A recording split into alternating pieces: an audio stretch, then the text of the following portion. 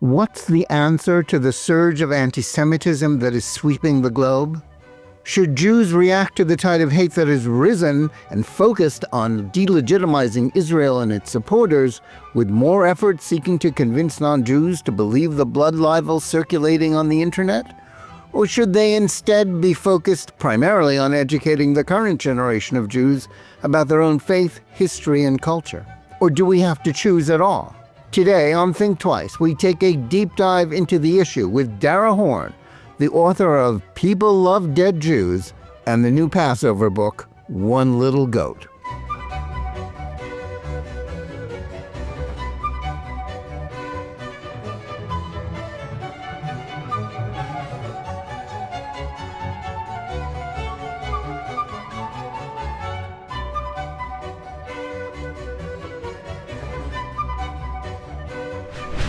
Hello, and welcome to Think Twice.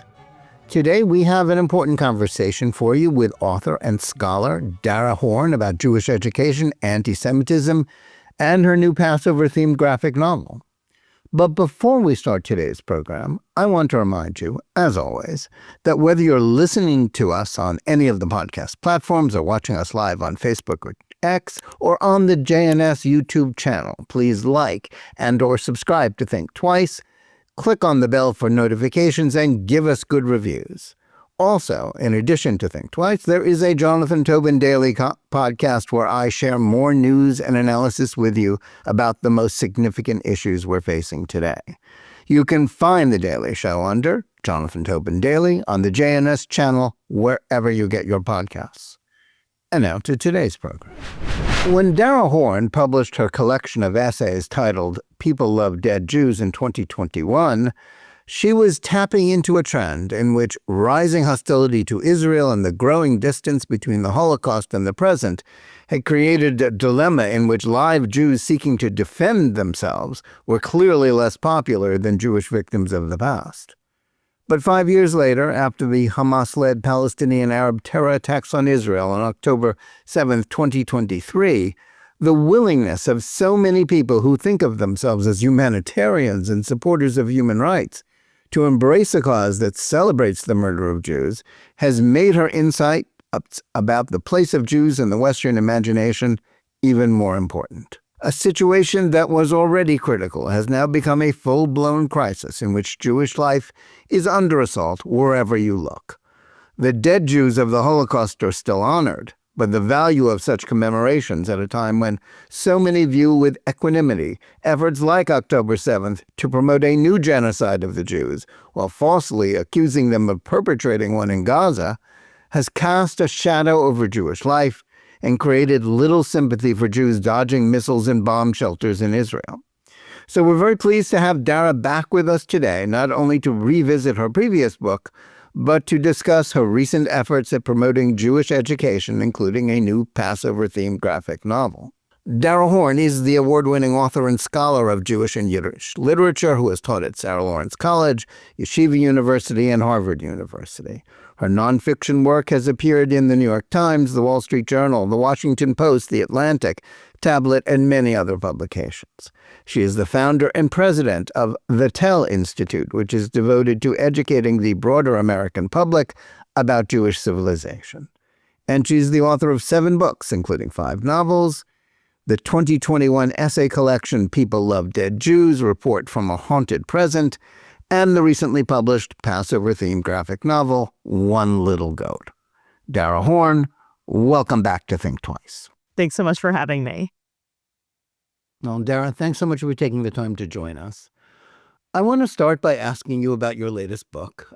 You've worked in academia, written novels, been an essayist. What led you to graphic novels, or is that just a natural progression for a 21st century writer these days? Well, I don't know if it's a natural progression, and I don't know that it is for me either. But this actually was this book was an idea that I had been had in my head since I was 12 years old.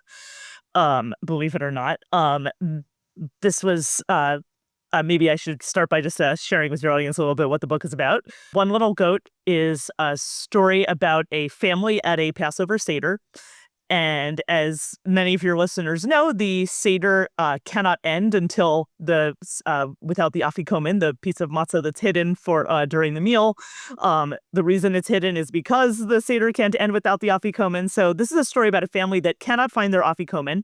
And because of that, the Seder can't end, and they are trapped at the Seder for 6 months, which... Yeah, I mean, it's kind of, if anybody's a fan of, like, expressionist cinema, it's like Louis Buñuel's The Exterminating Angel with Jews. Yes, well, exactly. Instead of aristocrats. Yes, it's a surreal experience. So this family's trapped at the Seder for 6 months. 6 months in, there's a knock on the door. It's a talking goat who says that he's the scapegoat. He's the reason for everyone's problems. He says that he can help find this afikomen. The oldest child in the family says, "Great, where is it?" And the goat says, "No, it's not about where, it's about when." The goat then explains that during these 6 months of this never-ending Seder, thousands of years of previous Seders have accumulated underneath the Seder, sort of like an archaeological tell, like those layers of civilizations past. And they now have to travel down into these layers of the past in order to find their afikomen and bring their Seder to an end. So it ends up being sort of this adventure through Jewish history. I had thought of this idea, as I said, when I was 12 years old. One of the Seders that I used to attend when I was a child was family friends of ours, where it was a gigantic Seder with like 50 people, and they seated us by age at the table. And so the old people were on one end and the children were on the other end, and I'm 48 years old. So what that meant was the old people at that time were, in this particular Seder, mostly were Holocaust survivors. And then there were some people in the middle of the table who were about my parents' age, some of whom were Soviet refuseniks, people who had escaped from the Soviet Union, were advocating for the freedom of Soviet Jews. And then on the end were children like me who were basically just making jokes about The Simpsons. And I had been thinking about this, how there were sort of like these 3 different Seders happening at this one Seder. And you realize, like, that's really true of any intergenerational Jewish gathering, right? There sort of are always these sort of stages of history that are at the table together. In terms of a graphic novel, I had this idea for a while, and I didn't really, it just sort of been kicking it around, but it had never really taken the form of a book or an article or anything like that. And this was a few years ago. I have 4 children who now are all teenagers, but this was a few years ago. They're a little bit younger. They all are very obsessed with graphic novels, as many younger kids are. And at one point, we were in a comic book shop, and they bought tons of different comics and graphic novels, and they picked up this one by this particular artist named Theo Ellsworth, who I had never heard of. They all were obsessed with this book. They were fighting over it, and I grabbed it from them at one point, and I was just intrigued by this guy's artwork. It's sort of very edgy. If your audience knows about comic book artists like R. Crumb, somebody like that, it's sort of like a little bit of a subversive kind of look. And I saw this art, and I just thought this would be a very cool way to tell this story, because you have this visual representation of all of these time periods. And I reached out to him, and that's how this got started. Well, the Tell is the name of the nonprofit group you founded, but the word is also at the heart of your novel. Yes. You basically, as you've just described it to us, apply an archaeological concept to an understanding of Jewish life. Yes. Archaeology can be very political, especially in Israel, but I guess the question that it brought to my mind reading it was, you think American Jews are as ready to embrace their history at a time when, at least in most of academia, which indeed a lot of American education, including K-12, Jewish history and its lessons have been largely downgraded as somehow less important than other teachings about race, intersectionality, settler colonialism, in which Jews play a very different role than the one we generally think of in the Passover Seder. Yes. Well, so you're correct that there's a connection between this book and my new nonprofit, the Tell Institute. And it's exactly that, as you say, it's the layers of civilization. And I named it the Tell Institute for that reason, but it's T-E-L-L, like the English word tell, because it's also about telling our story. And, tell it like it is, tell a friend, all of those things. And you're correct that there has been this erasure of Jews from the broader American understanding of history. This was something that I realized in the past few years. This became really clear to me out of 2 experiences that I had in the past few years. One was I had the misfortune of serving on the anti-Semitism advisory group a few years ago, right after the October 7th attack. I was pulled into this anti-Semitism advisory group to the now former president of Harvard, who, as many of you are aware, did not take a lot of our advice. It went so badly that I ended up as a witness in the congressional investigation. So that experience really made me think, like, wow, college, too late. Too late in a sense to educate people in this broader way. The other experience I had was a few years before that. Before October 7th, I had done a project for the Atlantic magazine about Holocaust education in America. And it was really striking to me traveling around the country, going to different schools and museums, and realizing that I think it's 28 states in this country that require some kind of Holocaust education in schools. And I want to be clear, it should be 50. I'm not making an argument against Holocaust education. But what was really striking was there's not a single state in this country where anyone is required to learn who are Jews. It has been completely erased, to the extent that I was at the Dallas Holocaust Museum, and one of the docents there told me when the kids come through the museum on their field trip, they will often ask, are there still Jews alive today? I mean, this is the extent to which Jews have been erased. And what I realized was that erasure, while not consciously so, is essentially part of this larger problem that Jews face in non-Jewish societies, which is this desire to basically erase Jewish civilization by any means. Obviously, you have explicitly anti-Semitic regimes that do that in all kinds of vicious ways. But there's sort of, even in a wonderful country like ours, there's sort of this unspoken assumption that we're not supposed to, that Jews are supposed to keep their heads down in some way or another, or that we're not supposed to, we're not supposed to tell this story. That was what was really striking to me. Because, as you say, there's maybe a lot of emphasis in, let's say a DEI framework on bringing in lots of different stories of different minority groups. And as you noticed, Jews were not included in that.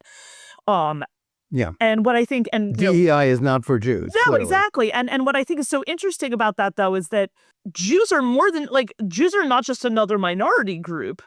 Jewish civilization is foundational to the world we live in. I mean, you can't understand Christianity without understanding Judaism. You can't understand Islam without understanding Judaism. You can't understand the ideas of the American founders without understanding Judaism. I mean, this is sort of a deliberate erasure that makes it impossible for us to understand the world we live in now. Yeah. And clearly it comes together in this way. Now, sort of atavism is the idea that we can identify with the past, our own past, is at the heart of Passover, where we're asked to imagine ourselves as having come out of Egypt personally. But that's a very hard concept for a lot of people to understand. And I guess reading One Little Goat is the question is, does it work better when you have a time-traveling talking goat with you? I mean, it helps. It certainly helps. I think what your question is getting at, though, is sort of this deeper idea of the way Jews understand a historical consciousness, which is very explicit in Jewish life, right? As you say, everyone is supposed to see themselves as if they personally came out of Egypt. When you say that's difficult for people to understand, I don't know that it's difficult for most people for most people in most cultures to understand. I think it might be difficult for Americans to understand, because I think that we sort of have an aversion to history in a lot of the American context, right? We like to sort of tell ourselves this story about this country being this blank slate, right? That the whole idea of the American dream is it doesn't matter where you came from. It matters what you do with the opportunities this country gave you. There's sort of this lack of a desire to look at the past and see one's participation in it. What I think is, as you say, it's having a talking goat introduce this. It becomes very visceral in the book and very physical, right? I mean, we literally are physically traveling through time the way you would through an archaeological tell, where time is sort of transformed into space. But the way it happens sort of on the emotional journey that this goat takes this child through in the book, it's very visceral, because the first place he goes is to see, he has this sort of contentious relationship with his parents, as many children do. And the first thing he sees is his parents' seders from when they were children, including his father, who was growing up in the former Soviet Union, and for whom a seder consisted of like a smuggled piece of matzah. And that was it. And there's sort of this moment, and then he has a great-grandmother who was in the Warsaw Ghetto Uprising. He goes to her Seder, which is taking place in a bunker, right? And there's sort of this sudden realization that he has, and the way he says it, it's just the way a child would see it, is, I had never really thought of my parents as children. And then he says, come to think of it, I had never really thought about my parents as people. But, there's sort of this realization at that point that, well, who are the grown-ups when your parents were children? Who are the old people at their Seder table? Right? I mean, and it's like, and who are the old people at those people's Seder table? And then you do enter into this intergenerational chain where it's possible to find your way into that story. Yeah, well, that is, it's a very Jewish concept. Yes. The idea of the door to door, from one generation to another is, sort of at the heart of so much of Judaism. Passover is the ultimate family education experience, as the educators like to say. And it's also, as the pollsters tell us, the one Jewish ritual that even the most secular and assimilated Jews tend to experience. But perhaps as a consequence, it's also become the one Jewish ritual that has been appropriated for a host of other non-Jewish causes in service to universal rather than Jewish particularism. While that might be inevitable, is that something we should regard with equanimity? Is this something that sort of gets up your nose the way it does some other Jews? Well, I mean, yes, you can find, versions of the Haggadah that are like, this is about, all different kinds of liberation, and take that story into other, stories of other groups or whatever. You can, and actually, I even own a Haggadah that sort of gives examples of all those different versions. It was like, here's the communist Haggadah, and here's the, it sort of shows you when you see them next to each other how this story was interpreted in different generations. What I'm doing in One Little Goat is centering that back with the story of Am Yisrael, of the Jewish people. Not because I think that those other approaches have nothing interesting about them, but because I felt like this wasn't a story that was, this version of this story was often not as accessible to young American Jews, who maybe are more likely to have been at the Seder where it's, the Seder where we're talking about fill in the blank topic of the day instead of this like larger history. What does happen as this child goes through these different layers is they see this boy sees the resonance of this story in different eras, as you say, through every generation. And what you see is how often the story's different meanings come through. So there's, he visits the father's Seder in the Soviet Union from when he was a child. He goes to this Seder in the Warsaw Ghetto. He also goes back to, turn of the last century Vienna, where he doesn't meet Freud, but he meets Freud's mom. Yeah, that was pretty funny. Yes. Complaining about her son. What did I do to deserve? There are a lot of layers of jokes. Oh, in yes, that one, yes. yeah. It's a very fun book. But also he goes back to, there's many stories in it. And at one point he goes to a Seder with the Talmudic sages Rav and Shmuel. And I deliberately included this because these are, there's two versions of what Passover is about are embedded in the traditional Haggadah. Shmuel's idea is that Passover it's a political story, right? It's a story of leaving slavery, freedom from tyranny, and going to freedom. And Rav's idea is that this is a longer story about leaving idolatry and going to monotheism. And we see those two versions if you're at a Seder where you read the traditional Haggadah, like the story of Avadim Hayinu, like we were slaves to the Pharaoh in Egypt and, then we were freed by God. That's Shmuel's version of the story, the political version. And Rav's version is in the traditional Haggadah. Again, if you're following, if you're using the traditional Haggadah, the text that says, in the beginning, our ancestors worshipped idols, and then we finally came to, serve God. There's a little, again, it's all oriented for a child to understand, but like when the child goes to the Seder with Rav and Shmuel, they're arguing about these two meanings of the Seder. It's like one understands it as this political position and one understands it as this more spiritual idea of freedom. And I leave room there for the person reading it to sort of think like, well, what is the meaning for me at this time? And I do think that this is something I thought about a lot writing this book post-October 7th, that, in my life as an American Jewish woman, I've experienced the Seder at times where it felt more like this is has this sort of spiritual meaning. And then I've had more, I think in the past couple of years, the sort of more immediate political meaning of this has become more resonant for many American Jews. Yeah, well, the book itself, I think it's fair to say it's a triptych through Jewish history. You get a Yes. lot of figures throughout Jewish history for the boy and his goat guide Yes. to visit and to interact with, in various comic and semi-serious ways. And of course, from today, from the perspective of today, when, I thought about it made me think about the American Jewish experience as opposed to, say, the Israeli experience, where, sort of the typical, sort of, middle-class American Jewish kids who have no real experience of suffering, of persecution, as opposed to, say, Israeli kids who have been dashing in and out of bomb shelters the last 3 years.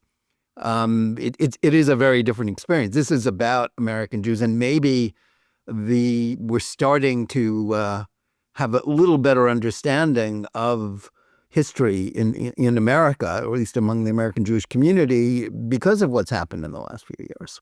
Well, so I think that, as you say, like, young American Jews, have no experience, of persecution. They're not running in and out of bomb shelters. Kind of true, yes. I mean, true certainly in the physical sense.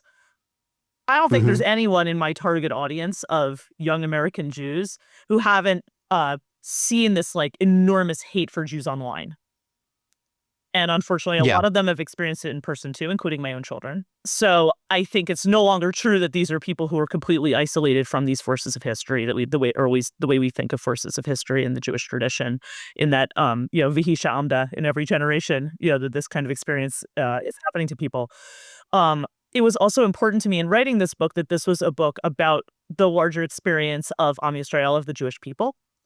And I think that even though, as you say, American Jews obviously living in a very different reality than Israeli Jews, but we are very closely connected. And, there's very few American Jews who are connected to this tradition who don't have close friends, family, people who they know, who they are, texting with and FaceTiming with, who are going in and out of the bomb shelters. That is certainly true for many, many American Jews have these kinds of close connections. And that is something that came into this book. Actually, I will tell you that I started working on this book before October 7th. And it was only in the process of the illustrator working on the illustrations that we crossed that line. And it does show up in the book, not in a way that necessarily a younger reader or anyone, casual reader would necessarily notice. But to give a little bit away, at the end of the Seder, at the end of the book, the boy and the goat travel to the very first Passover Seder, which is the night before the exodus from Egypt, right? It's the night of vigil, as it says, Leil Shumurim in the Torah. This is the night when the angel of death is coming through Egypt to slay the firstborns, and the Jews are told to put the blood on their door, the blood of the Korban Pesach, of the Paschal lamb, on the door, and to stay in the room, in their door, inside, to wait out the angel of death. And I remember when we got to that part of the book, the illustrator told me this part of the book is visually going to feel really different from the rest of the book. Everything's going to be very cross-hatched, very shadowed.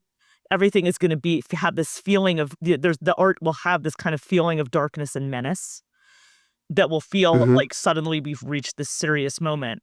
And I hadn't thought about this, but when I saw these illustrations for the first time of when the boy walks into this room where he goes to this very first Seder, and they tell him, close the door, the angel of death is right behind you.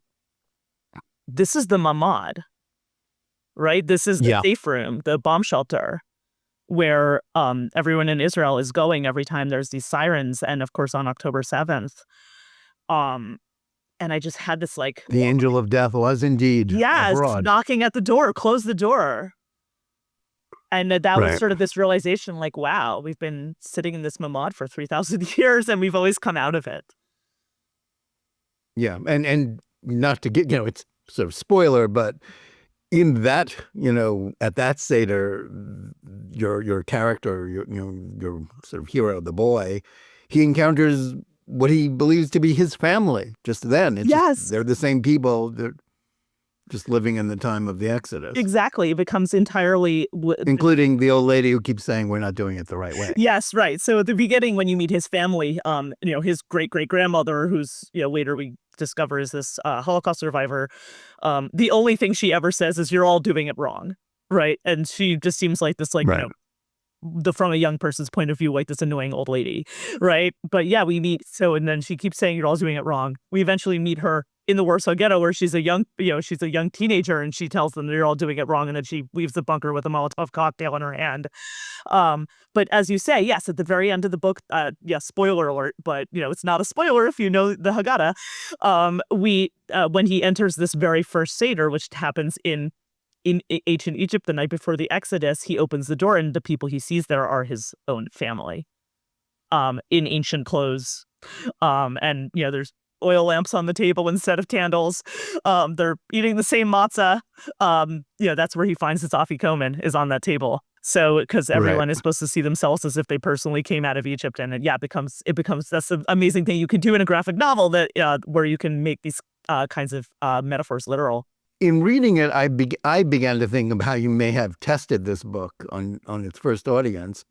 In your People Who Love Dead Jews, one of your essays, the star of one of your essays was your son, who gave a brilliant interpretation of Shylock's speech in The Merchant of Venice, which was my favorite piece in the book. How did your kids react to the book? How did they like it? How did it test with them? So yes, you're absolutely correct. I did run this by my kids. Each time the illustrator, certainly the text, and then the way I did this with the illustrator is he would do a few pages in pencil, and then we would go back and forth about it. And I absolutely included all my children in vetting each of those pages, and they would, I would be watching for when they would laugh.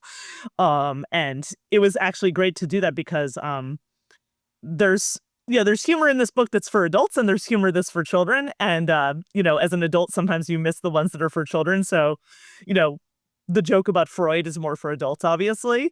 Whereas, there's some things here like, the goofy things involving the goat where, my son would just I have 4 children. So this was, at this point, it was my youngest son, who by then was 10 years old. He would just burst out laughing at some points, with things that, I as an adult were like, okay, that's a little silly. But, for him, that was very appealing. Like, the goat racing off on a cloud or something like that. And some of the visual humor tested well with them. But also I saw that they understood it, and they were startled by it in each instance of, each time you go to another Seder, they were like really intrigued by it. And and I said like the way that they responded to some of the more, sort of humor aimed at younger children, and also just the visuals. That the reason I chose this artist was because I just love these sort of intricate pen and ink drawings that he did, and they were certainly intrigued by that. They'd be like, these very complicated drawings of him, the boy going down what looks like a slide through all these tunnels and things, and they'd be like tracing it with their fingers going through. So yeah, this was that I definitely was fortunate to have a test group of readers. Well, in your 2021 collection of essays, People Love Dead Jews, which was widely read, and we discussed it 5 years ago on this podcast when it came out. But since then, as we've already acknowledged, there have been a lot more dead Jews in the news, and they have not necessarily gotten a lot of love from much of the world. I guess the question in my mind is, has October 7th and its aftermath, including not just a war that Israel had to fight, but violent incidents targeting Jews around the world, has that changed any of the ideas that you had about anti-Semitism, or has it reinforced the conclusions about the way our culture thinks about Jews and Jewish topics that you would come to at that time when you published that book? Well, so the premise of People Love Dead Jews, the way I would have expressed it at the time was that people tell stories about dead Jews that make them feel good about themselves. So that's a lot of my critique of the way that the Holocaust is commemorated among non-Jews. My critique of some of the way that so-called Jewish heritage sites are treated around the world. So that would be the idea that people tell stories about dead Jews that make them feel good about themselves. And then the second piece of it is that living Jews have to erase themselves to gain public respect. So that would be the iconic story about that I include in that book is about the young Jewish man at the Anne Frank Museum in Amsterdam who was forced to cover his kippah at work with a baseball hat. The museum wouldn't let him wear his kippah to work. They made him hide it under a baseball hat, and he appealed that decision to the board of the museum. The board deliberated for 6 months and then decided to let him wear his kippah to work. I mean, it's like the Anne Frank Museum spent 6 months pondering whether or not it was a good idea to force a Jew into hiding, right? I mean, so those are the kind of stories I was exploring there. But I will tell you that there's, in that example at the Anne Frank, there was actually a second story about the Anne Frank Museum with a similar erasure of living Jews that was about something that had happened that, and again, this was a few years ago and the museum has since changed this, but there was something that visitors had noticed about the audio guide display. It's International Museum with like 15 languages for their audio guide. There's that place where you pick up or download your audio guide and it says English and there's a British flag, and it says Francais and there's a French flag, Espanol, Spanish flag, Hebrew, no flag. And I wrote about that in the book. And ultimately what I realized is that the message of People Love Dead Jews, those two pieces, people tell stories about dead Jews that make them feel good about themselves, and living Jews have to erase themselves in order for those stories to be told. It's actually simpler than that. The message of People Love Dead Jews, which unfortunately has only been confirmed in the past 2 years, is that non-Jewish societies generally only find Jews acceptable when Jews have no power. When Jews have no power, whether that means whether that means the Jews are politically impotent or whether it means they're dead. This is something that has really come to a head in the past 2 years, because what we're looking at is really a war on Jewish peoplehood. And I will tell you that, I remember after the massacre at the Bondi Beach in Australia, I had Australian Jews coming to me and posting things on Instagram of like, so do they love us yet? And it was like, they experienced that suddenly, like there's this outpouring of love for the Jews now that there's dead Jews on the beach. Unfortunately, and then that doesn't appear to be so. No. Yeah. Well, but ultimately it is all about the People Love Dead Jews. The message is absolutely still true, which is that people do not accept Jews who have power. And Jews are only acceptable when they have no power, and ultimately that is the goal of working toward a final solution of eliminating Jewish civilization. That is the title of my next book, which is coming out in September. You heard it here first. The next book is called The Final Solution to the Jewish Question. Because what I found was after I published People Love Dead Jews, I made this mistake where it was my first nonfiction book after publishing 5 novels, and I didn't realize that when you write a nonfiction book about a problem, people expect you to solve it. And all my readers were asking me to solve this problem. And when I say all my readers, I also mean like Harvard wanted me to solve this problem, Congress wanted me to solve this problem, and that was what led me to create The Tell, because then I started really thinking about, what would really need to change in order for any of our society's treatment of Jewish minorities in the diaspora to make any sense at all. And ultimately what I'm doing in The Tell is not just introducing people to Jewish civilization. That's a piece of it. But also we have presented a completely new paradigm for understanding anti-Semitism and the dynamics of anti-Semitism for 2,500 years. So I can say more about that if you're interested too, but I realize it's a little bit we'll get back to The Tell, but I definitely want to hear more about it. And we'll also reserve, we'll want to talk with you once your new book comes out. Sure, yeah, again, so that will have to wait till year. The next Jewish holidays. Well, not Shavuot, right. And when we get to the fall holidays, yes. Yeah. There is an ongoing debate in the Jewish community about anti-Semitism. Bret Stephens gave a speech, but, which sort of set off some controversy, but that's been going on even before then and after, about what to do about it, especially as it has surged since October 7th. I don't know that we really have to choose between seeking to push back against Jew haters and fostering Jewish life. But clearly part of the answer is Jewish education. But the question is, what kind of Jewish education should we be emphasizing? Because as you've already alluded to, so much of the problem with Holocaust education is the way it universalizes and ultimately erases the Jews from the Holocaust. Yes. So this is something that my nonprofit, the Tell Institute, is now doing, that we have now pioneered an entirely new model of how to educate both within the Jewish community and the broader American public about who Jews are. And I actually disagree with the idea that it is a decision between teaching about the positives of Jewish life versus teaching about the negatives of anti-Semitism. No, those are not two different stories. They are one story, and you can't understand either without understanding the other. And this is what I mean by that. If you think about the foundations of Jewish civilization, the core ideas of Jewish civilization, which are these groundbreaking ideas that have this profound impact on a lot of world history. I'm not gonna give you my whole ninth grade curriculum here, but I'm gonna give you one basic: monotheism, belief in one God, right? Resistance to idolatry, resistance to other gods. Today we hear that, we think it's like a spiritual or a religious idea. In the ancient world, that is a political idea. Because in the ancient world, you have these large empires that often have many, many gods. And if you think about what happened in ancient Egypt or in ancient Rome, one of the gods is the dictator, right? I mean, we're about to celebrate Passover. The Egyptian pharaoh was considered a manifestation of the gods.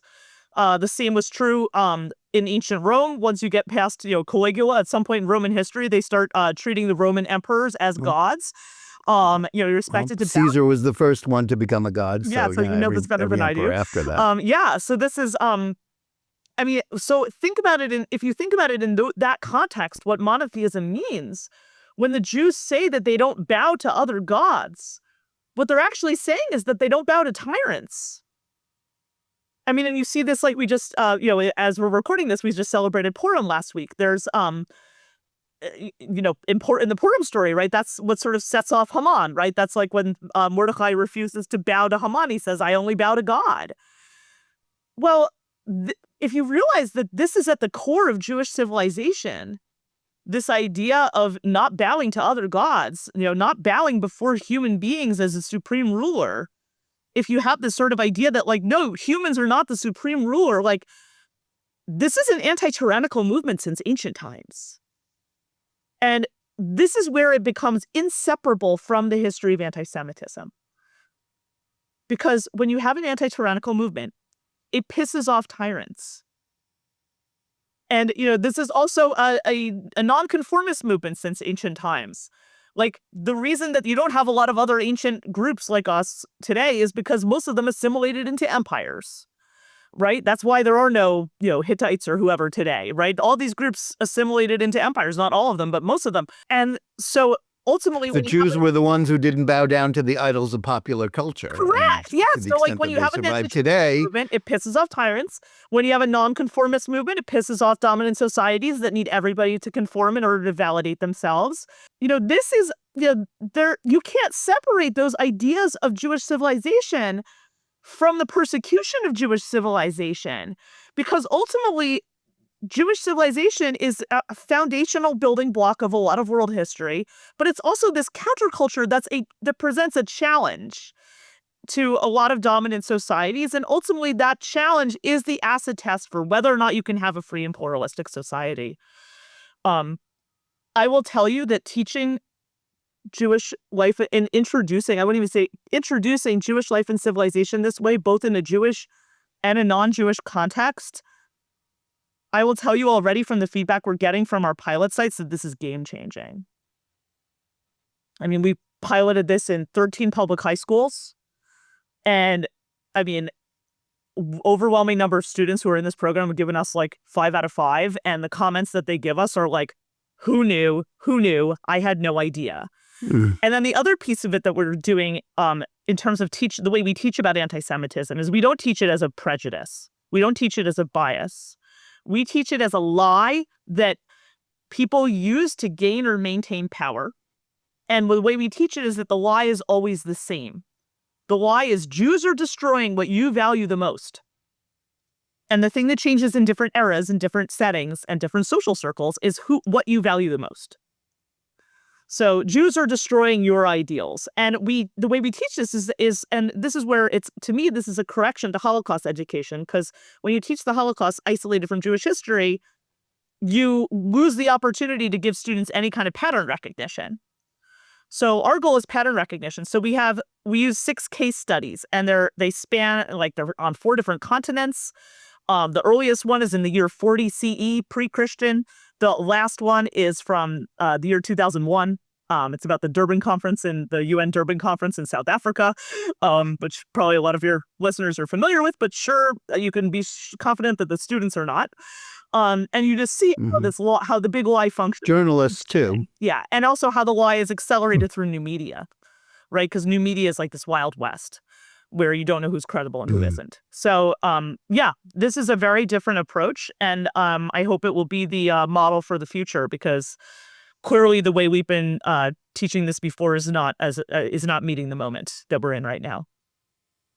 Yeah. As you're describing it, I'm hearing the influence, I know, of your great teacher, Ruth Weiss. Absolutely. And her ideas about the Holocaust and the failures of education. So I think we have to give credit to Oh, Ruth, absolutely. Yes. whose ideas have influenced me as well. Oh, yes. Yeah, absolutely. And I mean, look, yeah, I have my doctorate she was my doctoral advisor. My PhD is in Hebrew and Yiddish literature. She has an essay about Holocaust remembrance, and she talks about, well, what are the actually effective ways to, or what would be effective approaches?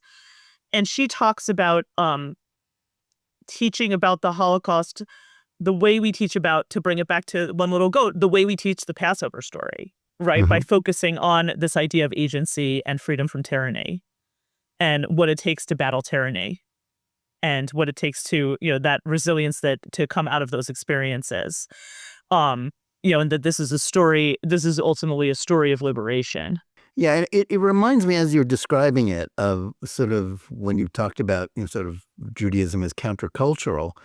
In the present context, and as we're talking about this surge of anti-Semitism, which exists on the right, which I'm going to get to a little later, but as well as on the left, sort of the dominant sort of culture of the education world, this is very countercultural, because in this world which is dominated by DEI and all of that, the Jewish story just doesn't fit. Not in the way that the role that Jews are meant to play in their particular, in this sort of woke version of culture and history. Well, so what we are doing is introducing a different kind of paradigm where it's about agency. So our presentation, even in the case studies where we talk about anti-Semitism, ultimately that is part of a larger curriculum that's about Jewish civilization. And the way we introduce it is, we talk about different, this is very much against what the 20th century Jewish historian Salo Baron talked about as the lachrymose view of Jewish history. Lachrymose meaning full of tears, right? Like this, Jewish history is just this litany of horror. And he was pushing back against that. And we are as well, because because ultimately I say this always, it's not quite expressed this way for the students, but in the teacher trainings that I've done, when we talk about sort of these ruptures of Jewish civilization at various points, you talk about, the revolts against Rome and things like that, and this, experience of exile, experiences of genocide and enslavement and all of these things. What I say to these teachers is I say, these experiences are not special. This is unfortunately very common in world history for people to experience, enslavement and genocide and oppression and all of those things. This is unfortunately how humans do terrible things to each other, and this is unfortunately true. What is unusual about Jewish history is that the Jews survived all of this and came out on the other side of each of these experiences, still maintaining this and developing civilization. That's what's so unusual. I mean, Jews are not the only people to be conquered by Rome, but most of those people, and we're not, I don't even, in terms of even rebelling against Rome, is not a successful rebellion, right? But, most of those people didn't go back to being what they were before Rome existed, right? If you think about, why does the entire Middle East speak Arabic except for Israel? This is an Arab conquest, right? And it's, there were many other languages before that, and they all were erased, right? I mean, whether through persuasion or violence or both, right? All of Europe became Christian. I mean, Lithuania didn't even become Christian until very late. I think it's the 12th century or something like this. Nobody even remembers what except for scholars, what existed before that. Jews made choices about how to preserve this civilization and how to evolve this civilization. And so we are also teaching students about what were those choices that the Jewish communities made, and Am Yisrael as a whole. What were the commitments they made that made it possible for this people to endure for 3,000 years? And, there's nothing like, if I were, teaching this, there's obviously spiritual elements to this that we teach in Judaism. We talk about God protecting us in every generation. But there's also, even if you don't have to engage in anything supernatural, to think about these are choices that people made. Like, top one is literacy, right? That this is going to be a civilization that's centered on not just a text, not just studying a text, but engaging with that text and debating about that text, right?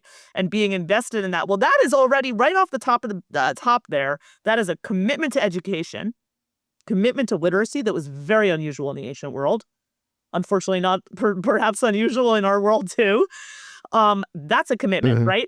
Commitment to community is another commitment, that you set up this system where you need 10 people in order to pray, right? That you set up this system where there's connections between communities that are in far-flung places, right? I mean, that was true in ancient times, right? There were Talmudic scholars that traveled back and forth between the land of Israel and Babylonia, right? That you had, somebody like Maimonides, who's living in Egypt, is responding to letters from correspondents in Provence, in France, and in Yemen, right? I mean, these communities were always connected. In the 1800s, American and Western European Jews were working together to to intervene with governments to free Jews that were being held hostage in Syria.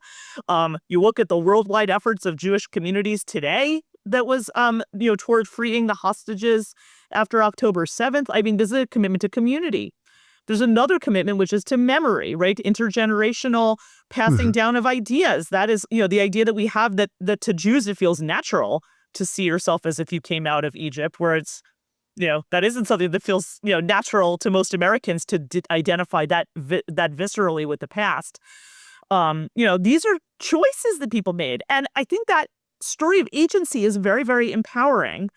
I can tell you just, I've been rambling for a bit here, but I want to tell you just something I heard from one of our educators at one of our teacher trainings.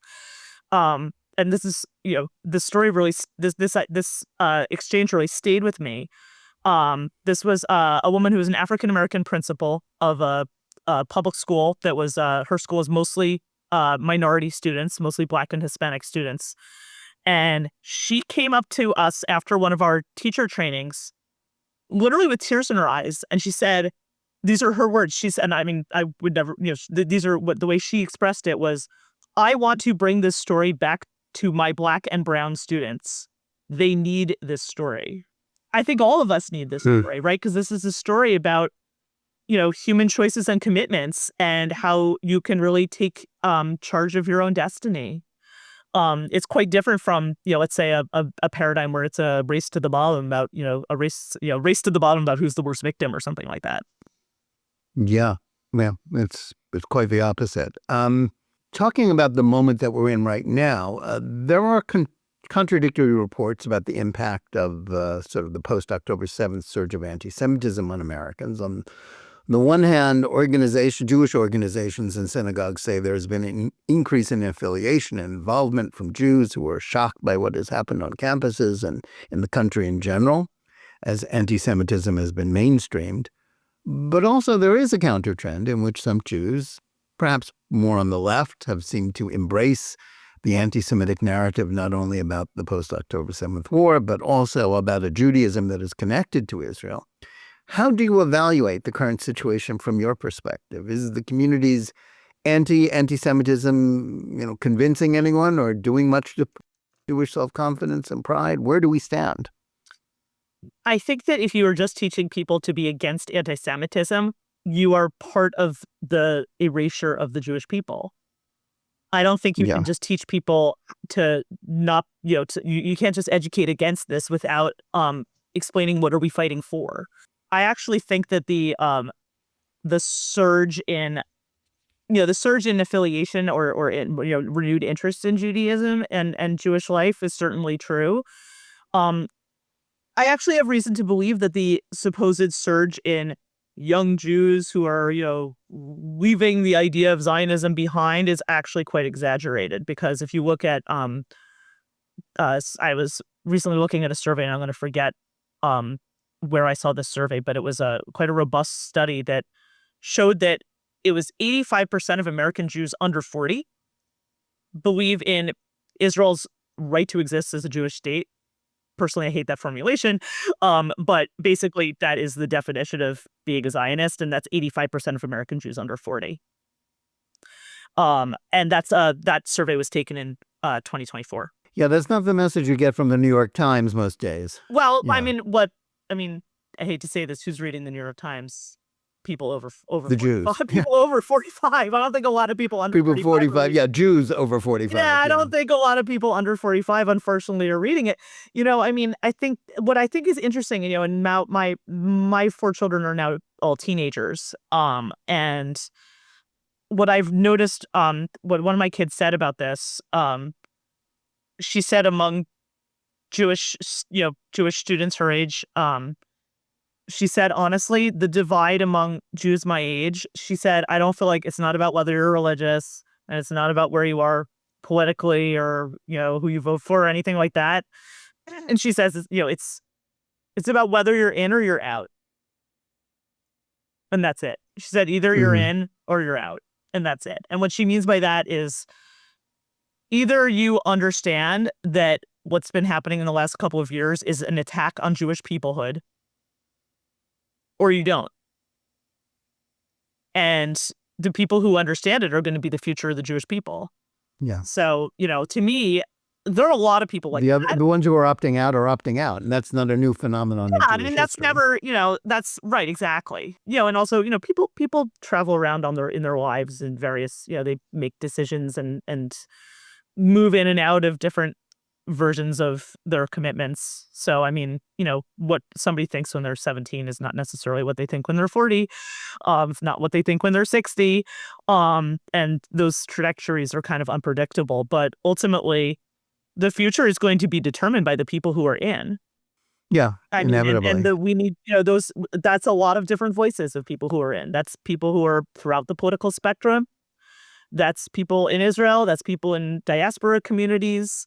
There doesn't need to be a lot of agreement among those people, and there never will be. Think about how contentious Israeli society is. But those are people who are in, meaning they're interested in building a future.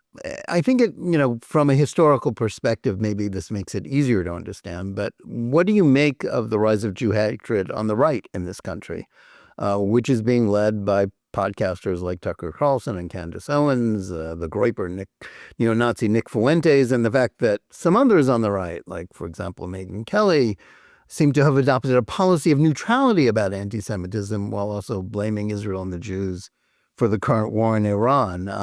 Is this just another chapter in a long litany, sort of more the Lachrymose, version of Jewish history? This certainly echoes in that sense.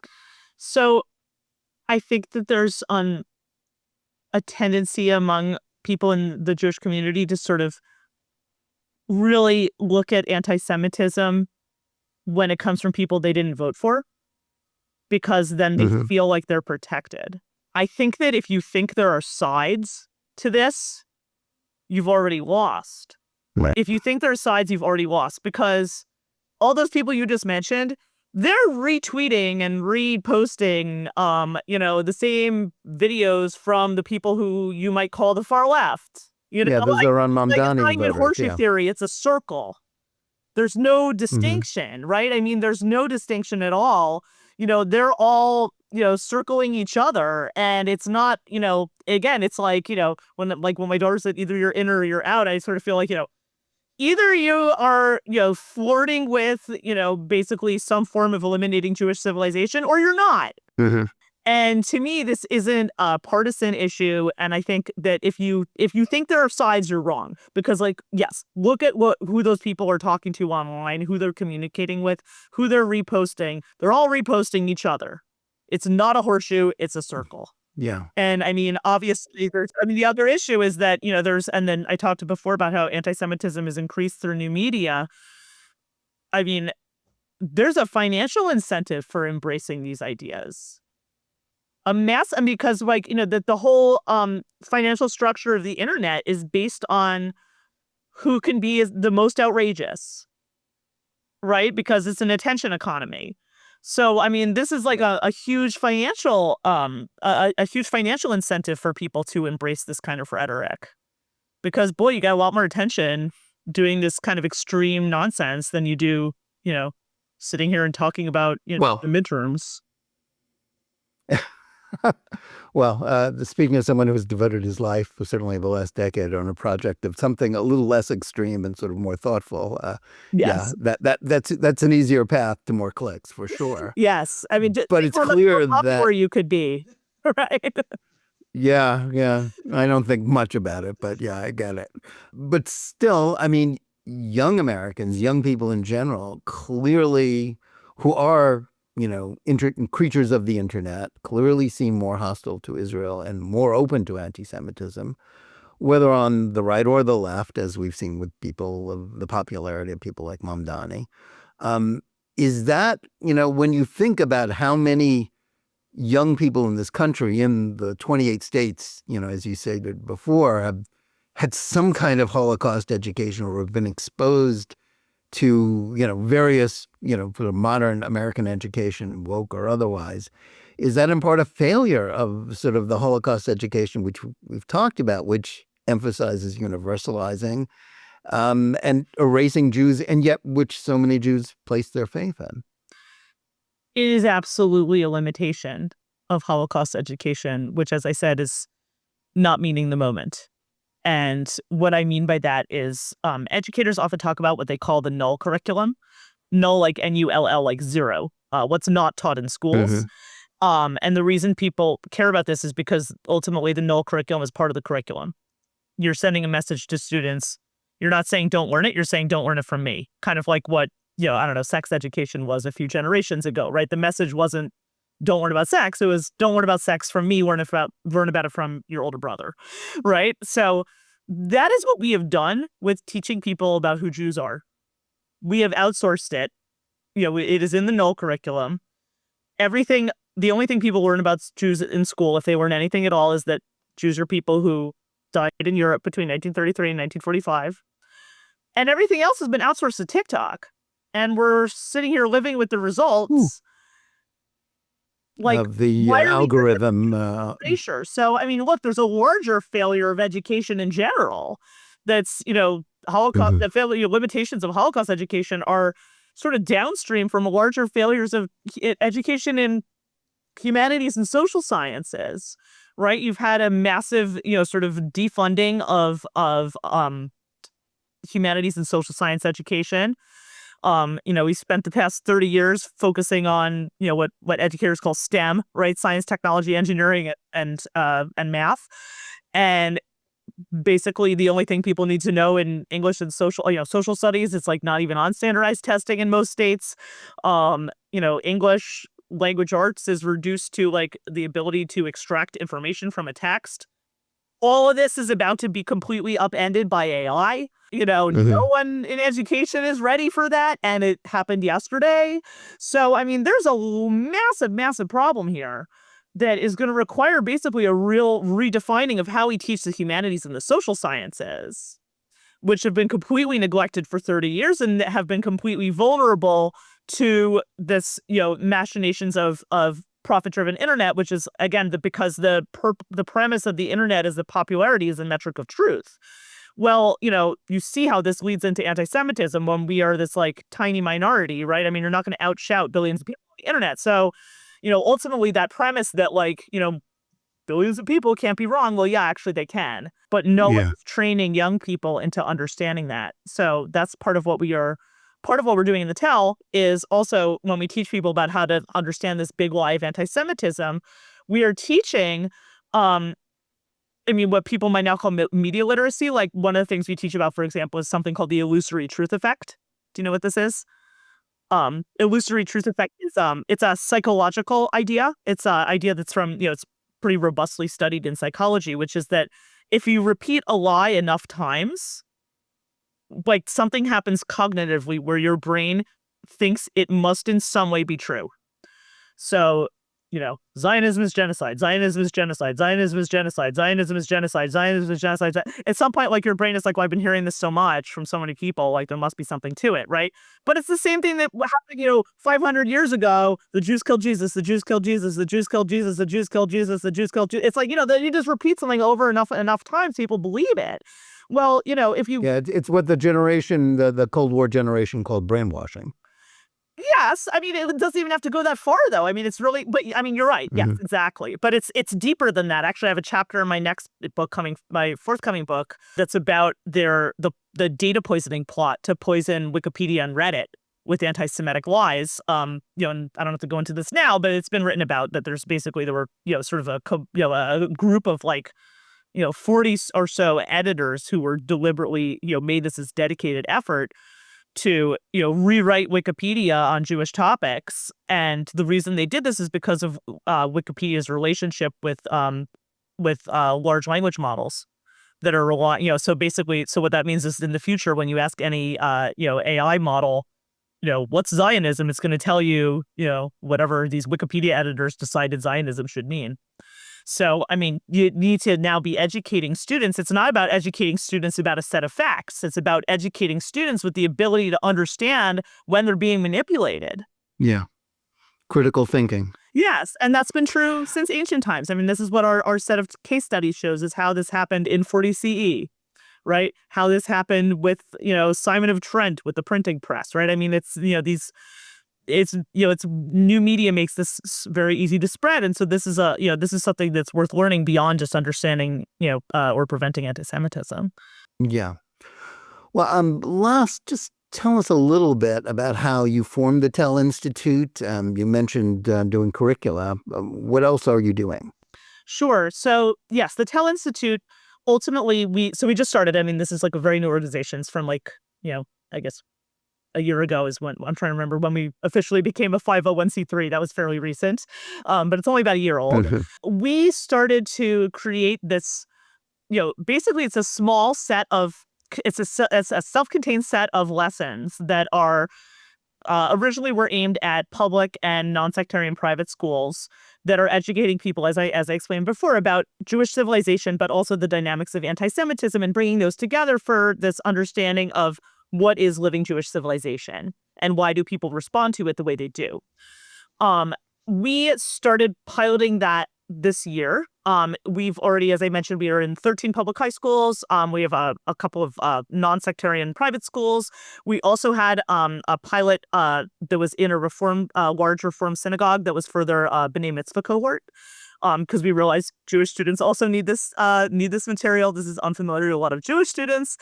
I actually, my original plan was to just do this in that small scale, pilot this, sort of refine it, see how people respond to it, see what could be better, what could be changed, and then think about how I wanted to scale this. What happened, though, is our website went live a few months ago, and we have been overwhelmed with demand. We have had, I think it's by now about 1,000 people who have approached us saying, I want to pilot this in my school yesterday. So we are now in the process of developing broader ways of educating people about this story. So not just like, oh, here's a lesson plan, but we're going to be developing, a digital suite of different ways of educating people more broadly about this. So this is something that's still in progress. But we are, but ultimately it's going to be something that people can do. People can pilot this in their school. They can pilot this in their synagogue, in their youth group, and wherever, and in other settings also. Like I imagine it being for parent groups, for interfaith groups. There'll be different versions of this. And as I said, this isn't like a lifelong commitment, right? I mean, this is not like signing up for Dafyomi. I mean, this is literally like, 8 lessons, right? So this is it's this boiled down. It's doable. Yes, it's very doable. It's not something where you have to give up your life to do it. It's and as I said, this is something that our goal is not only just to sort of to just introduce these lessons. It's really about reframing the conversation in the broader public and in the Jewish community about how are we teaching the Jewish story and how are we presenting it within the community and beyond. So I see that happening in a lot of different ways in the future. We started in K-12 schools, but and plan to expand, but we probably will be moving beyond that as well. Well, great. That sounds much needed. Dara, thanks so much for joining us today. How can our audience find out more about the Tell Institute and follow your work? My website is darahorn.com. I'm not great with social media, so I can't tell you all my social media handles because I barely use it, but I do respond, when people write to me on my website. I do read everything, even if I don't always respond so well. But if you're interested in the Tell Institute, that is, the website is thetellinstitute.org. So, and then tell, T-E-L-L, institute.org. There's introductory material on there. It's not like you can't just download a lesson plan on there because we want to hear from you and what you are interested in. So, but there's a form you can fill out on that website also to find out more information and to talk about how we might be able to work together. Great. Well, thank you. And we also want to thank our audience. Please remember to tune in every day for Jonathan Tobin Daily Edition, which you can hear wherever you get your podcasts. And whether you're listening to us on one of them or watching us live on Facebook or X or on the JNS YouTube channel, please like and or subscribe to JNS. Click on the bell for notifications and give us good reviews. Please write to us at thinktwice@jns.org and let us know where you listen or watch the show and what you think about it. And remember, keep reading and thinking for yourself, and we'll see you again next week.